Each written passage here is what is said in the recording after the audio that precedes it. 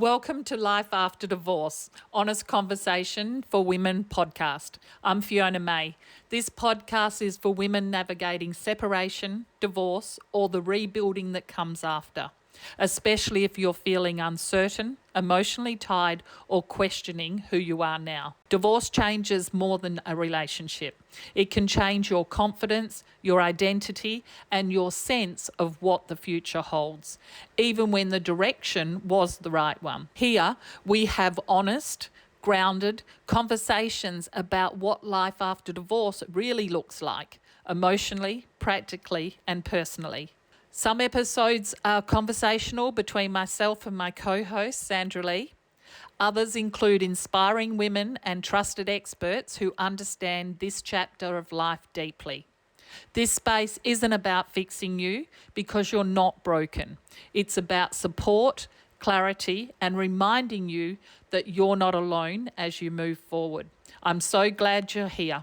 Let's jump in and start with today's episode. Hi, ladies. I wanted to share with you a bit of the behind the scenes, what got me into this and why I'm doing this, and what gets me up early in the morning and keeps me up late quite regularly, because it's something that I get asked a lot. And I get asked, why are you coaching women that have gone through separation and divorce now after you've been a business coach for so long and you've been in running your own organizations and you retired and you're seemingly took it easier and now you've gone back and ramped things up in life, and the momentum has certainly increased in the last 12 months as this business has just, it's grown and it's scaled out to be across Australia now, and we're even running events internationally. My background, for some of you, you may not know, was in the bank and in business as well. So I was 14 years in the bank. Grew up in a small country town and married a local farmer when I was just 20, and I ended up setting up an agricultural business, moving to Perth. This is a real fast track of everything. But in the end, I ended up going back into my own business. And in Perth, a big town of Perth, I ended up setting up a business teaching people how to invest in property shares and also how to run a business effectively. And that connected me up globally to another organization that I co-founded that ended up listing on the New York Stock Exchange just a few years ago. We ended up with close to 1,000 employees when we listed. I'd gone from small business to medium size to corporate as well, and amongst all of that, and then going back into running my own organization. What I knew and what I learned along the way was everything and everyone around me was only as good as what we do as far as personal development. It's just what we put in is what we can not just get out, but what we can ripple effect out to our family, to our kids, how we show up, how we can bounce back from trauma, how we can handle situations that are conflicting situations, maybe angry, maybe road raging situations that people are coming at you, maybe whatever it is in life that's happening.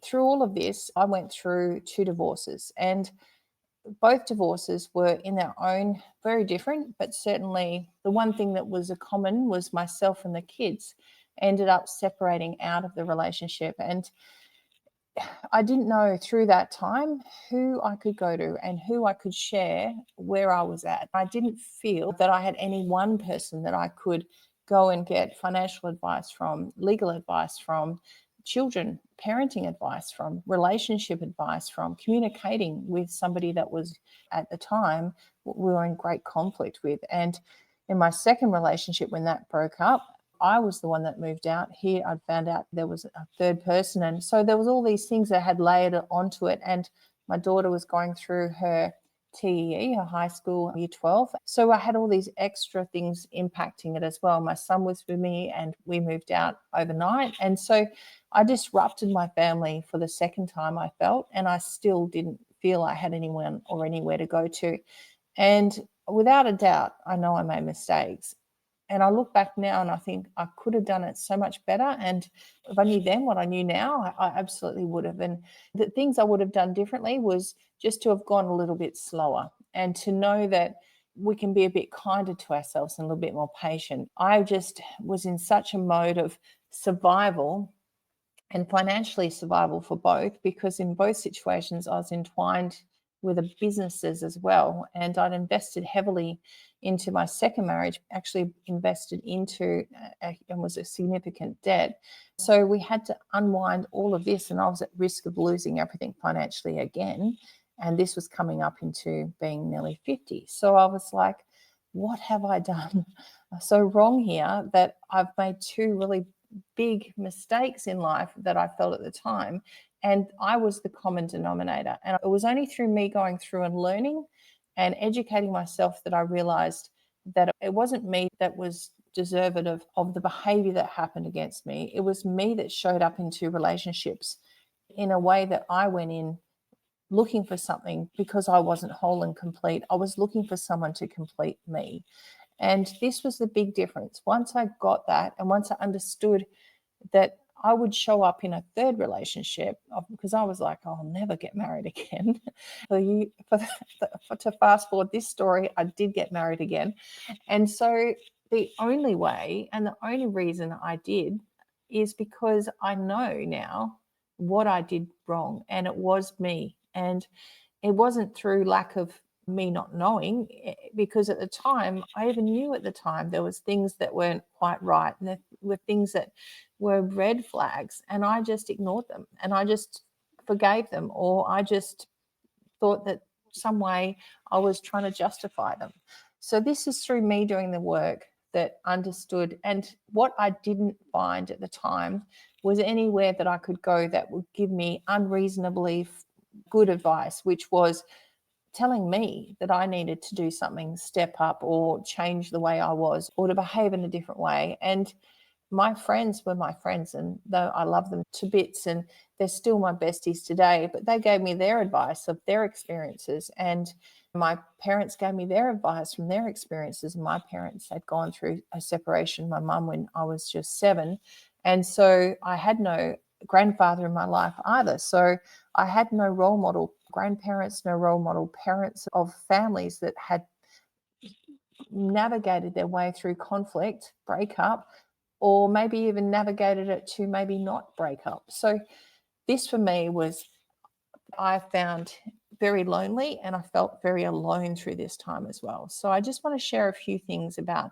my learnings, and I if one thing I can impart, and this is that ripple effect, and why I do what I do is if I can help one person to go through and feel that they're not on their own, they're not alone, and they're not lonely, because there's people out there that are like you. And I know when you separate, quite often a lot of your friends are married or in relationships, or they take on what you've told them, or they take on what the other person's told them. And it does separate a lot of connections. And it's so important through this time to know that you've got someone solid and potentially an unreasonable friend there that can give you the right advice. I ended up speaking to somebody that, if my closest friends, I'd told them who I spoke to, they'd be really surprised. Yet the best advice I got was from the most unexpected places. And one person was a random person, literally knew me as an associate, a business associate, and had said,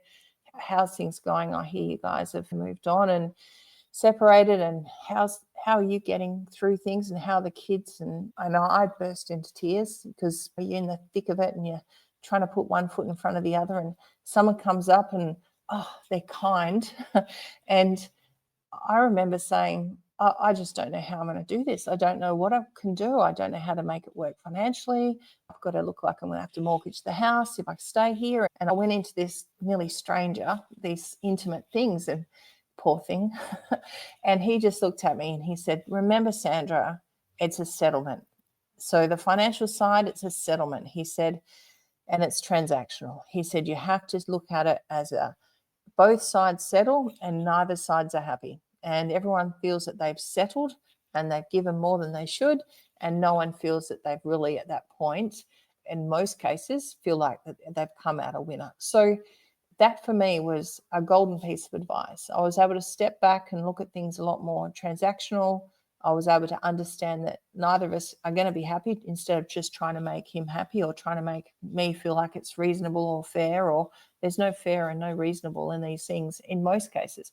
And if people have gone through and they've been able to navigate through their financial side of things in an amicable way, you are the minority and good on you, but certainly it's a tough spot to be in. These are the unexpected bits of advice that I got, and I ended up with these little gems along the way from people that don't even know what a blessing they gave me. And these are the things that I pulled together in my learnings and what I've done, and to be able to pass on as well. So I just wanted to share a few little slides as we go. I've only got a couple here because I think it's more important about just knowing that as you're going through, that there are other people that have been there and can help you navigate it a little bit smoother, and maybe be that person that can help you pass it on as well. So I'm married at 20. I started my first business with my then husband, and we had 2 kids by 30, 2 beautiful boy and a girl. And my 2 kids now are 27 and 30 and very independent, very beautiful souls, and both very successful in their own careers. One's got his own karate dojo and he's a 3rd Dan black belt. And my daughter is a lawyer and she's a federal prosecutor. So these are the things that make me so proud that through all of this, the kids have come through well balanced. They love their dad. And I was really focused through that time that they could come through and spend time with him and go to see him and come home and talk to me about their time with him on the weekend, good and bad or unhappy, and that I was able to be supportive of that time that they had versus giving them my opinion of at the time what I was thinking. Business grew, investment properties, banking career, millionaire by 35. This is when I was with my first husband. We did business really well. We had a franchise. We had still working full-time in the bank. We had part-time. He was working part-time on his family farm. And we also had, for us, we set up a local agricultural business as well. So we were doing super successfully, and we were working all the time, both thinking we were working towards our goal and setting ourselves up, but we looked after all the money side of things and not us. And 18 years together, we ended up unwinding all of that. And it was a crazy battle over 12 months of nasty, unforgiving situations. You look back now and it was just sad that we had to end up closing something off that started off so great to be ending up in such a situation. And I ended up with 17% of our assets. I had to mortgage the family home to pay him out so that he could move on as well as me. And I made that decision to settle at that point so that we both could move on. And I chose to let it go and to believe in myself at that time. I dug it out of my socks because I was struggling to have that self-belief, but I pulled it out that I'd made the money once, I could make it again. And I wasn't sure how, what I was going to do, but I just thought, I can do this. And I had the kids, they were healthy, they were happy, and I was. And we moved forward. And I sold my business and moved down to big city, Perth. But I did feel very unworthy. I blamed him for the marriage breaking up, that if he hadn't behaved in the way he had and we'd had domestic violence in this family, that we could have been in a different situation and we could have stayed together. And it wasn't until a lot years later that I started, like I said, doing this work, that I started realizing it wasn't my fault that there was the violence, but it was my responsibility that I stayed. And 2, it was my responsibility that I even went into a relationship. And it was only by me coming back around, looking at our relationship with gratitude, yes, gratitude, that I am grateful that I have these 2 beautiful souls that we're born together and we raised together. And they are just such a blessing. Over the years, I was both mum and dad. The kids had every second weekend with their dad. And this was something that I was proud in raising the kids and giving them my time and effort and my morals as well. And when I met my second husband, I hadn't healed from my first. I already had known him. We hadn't been together, but I had known him. And we ended up just making each other feel needed. We were 2 people that had come out of broken relationships, quite dysfunctional families. And we came together from a place of being able to help each other and heal each other. And we did. And it worked for a while. But after a while, it just things that don't have good foundations. And if you come together in your brokenness, it's going to stay broken.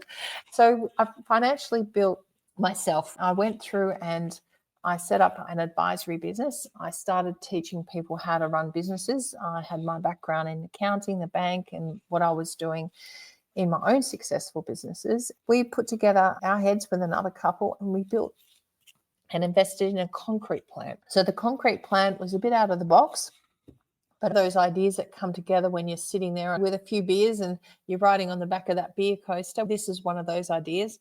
But it was a successful business and ended up being bought out by an international conglomerate as well. I went on to set up that international business that was an online educational company, and it was teaching people initially how to do businesses, not just online, but at events and retreats. And then COVID was a bit of a pivotal point for forcing it all online, which actually ended up scaling it up a lot quicker, but forced its trajectory a lot faster than we were ever expecting. We listed it on the New York Stock Exchange where it is today. That was my cue to think I'd done my bit. I decided I'd leave. My marriage wasn't going good. We ended up divorcing not long after. And through all of this, I ended up with another financial battle on my hands. His involvement in the concrete plant, his family had invested into it, I'd invested into it. And of course, we had to split all this hard-earned money again. And I was diagnosed with breast cancer that year as well. So everything seems to happen at once, doesn't it? And here I was thinking, you're just getting things up to that beautiful point, and you're getting things on par with where you want them to be and these goals, and they just can come crashing down. And that's what happens in all of our lives and everything we're doing. So it's so important to look at what you've got in your life and how you can keep feeding it, keep generating good relationships and great healthy communications, and keep a balance with your health as well. So since then, I've healed myself. I learned to love myself, and I am enough. I heard this great quote by a wonderful speaker years ago. It was in Croatia, actually, and I'd been asked down there to speak at their event. And she got up on stage and she said, I am enough. And she said, I want you to say to me, you are enough. And we all went, you are enough. And it was a bit of a humor going on there. And then she said, I want you to turn to the person next to you and I want you to say, I am enough when you look in their eyes. And I really struggled. And I was like, whoa. And I started getting teared up and looking around. Everyone else in the room was about the same. And I was thinking, wow, where's this come from? And how much of where we are in life stems from us not feeling like we are enough. So I typed up I am enough on my computer and printed it out, and I laminated it, just those words, and I put it on my mirror in the bathroom. I put it on my little sun visor in the car, and every time I had a chance brushing my teeth or having, I put it on the kids' mirror. They were like, Mum, you're putting all this motivational stuff all over our bathroom. What if our friends come over? And I was like, good, they can read it as well.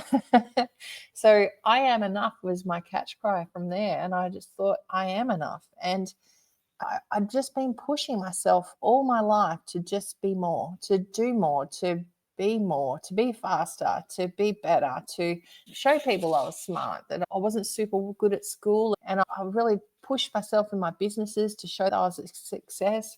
My relationship, I was never going to let that fail, because why would you show failure? Because then you're not enough. So it really opened up for me how I was really stuck in this path of trying to be enough for everyone else. I am enough just as I am.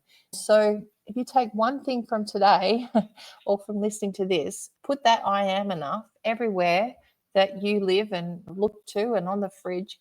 And I found my inner child. Who was I really? I had been in a relationship since I was 17, and I had been at school up until 16. And so it was only really a year that I have not been in a relationship in my life. Who at 50 was I really? And I went back and started thinking, what do I actually want to do?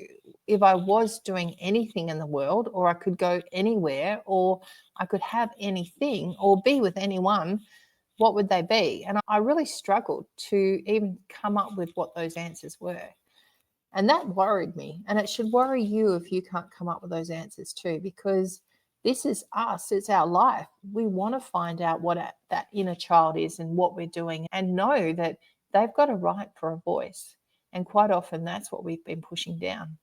So I invested in me. This was before then. I probably started when I was about 40, but I went through and I discovered my values and my purpose. I really got clear what it was that was my pillars of success. So it was to be integral. It was to be confrontational, not confrontational.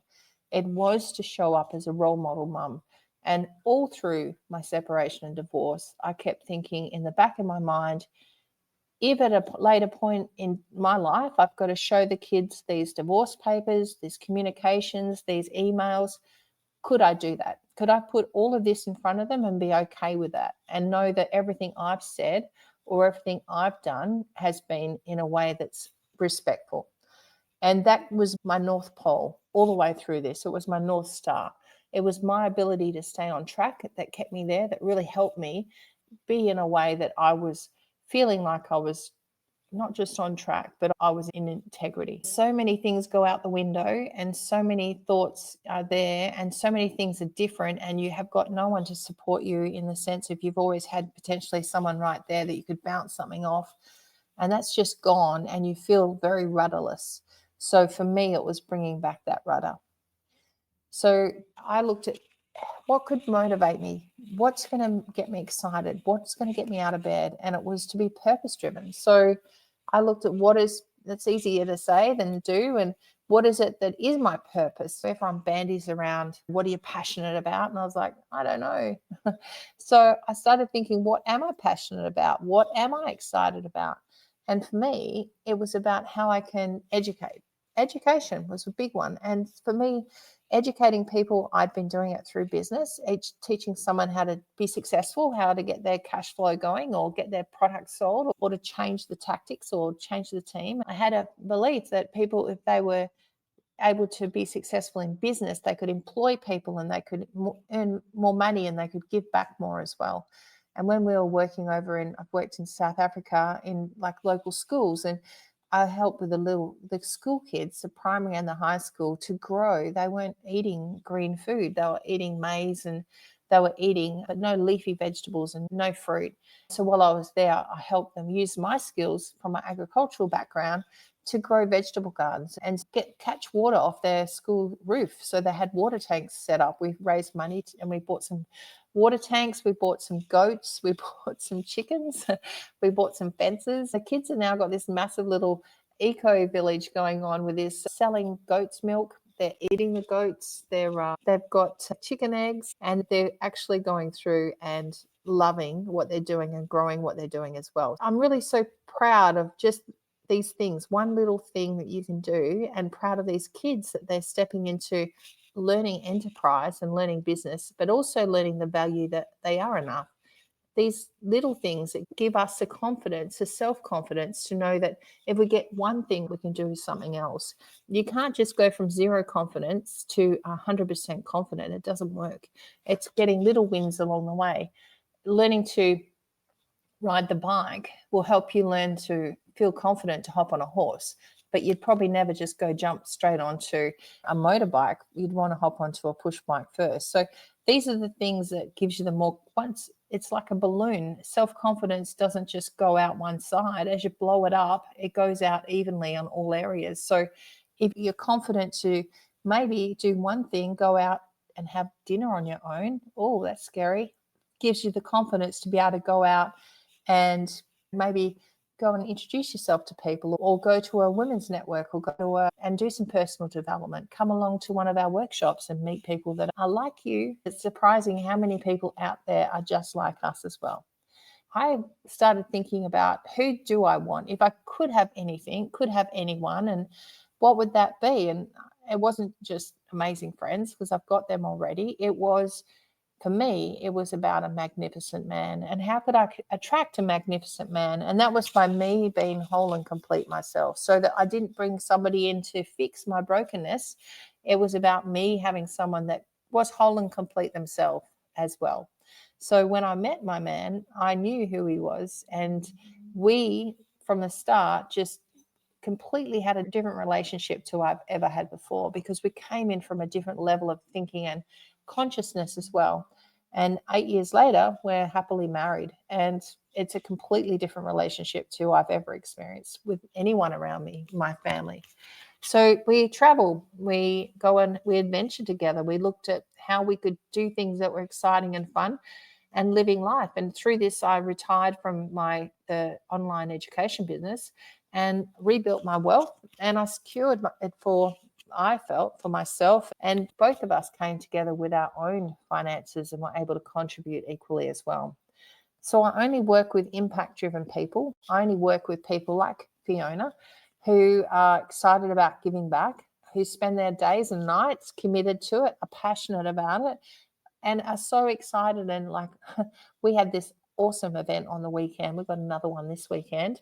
We had a group of our new graduates. Girls have been in our 12-month program, and they're towards the end, they have a dating weekend, and they get the opportunity to organically meet in a very natural, we call it a mingle, guys.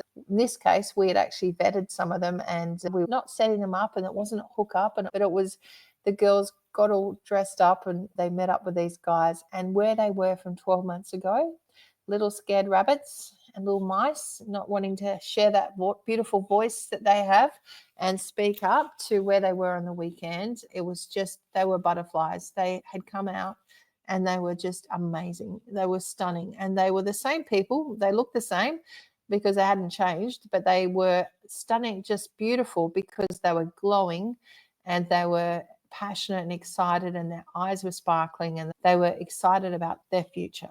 And that's why I do what I do, is because I see where they were, and I saw instantly where they should be and where they could be, and the gap I can see as well. And I know how we can close the gap, and it is through doing the work. And the work isn't hard. It's just a commitment that you want to be somewhere different to where you are. So now my focus has been on my health. I am cancer free, been cancer free for 5-6 years now. So it's surprising how quick that's gone, but it's certainly something that you're conscious of all the time, of how to maintain your health and keep it as a priority as well. Just one of the last slide nearly, but healed and learned to love myself is a big one. It's really about how I can keep that I am enough as something. It's such a subconscious thing now. I don't even think about it consciously. It is how I just feel every day. I found that inner child, and who was I, and what do I actually want, and where do I want to be, and who do I want to hang out with, and what do I want to do when I want to be silly and funny and giggly and serious, and all of those personalities that we have. Who do we want to be in those times and have around us? And I did invest in myself. I've spent hundreds of thousands of dollars in time, money, and working out how I can be a better person and how I can help others as well.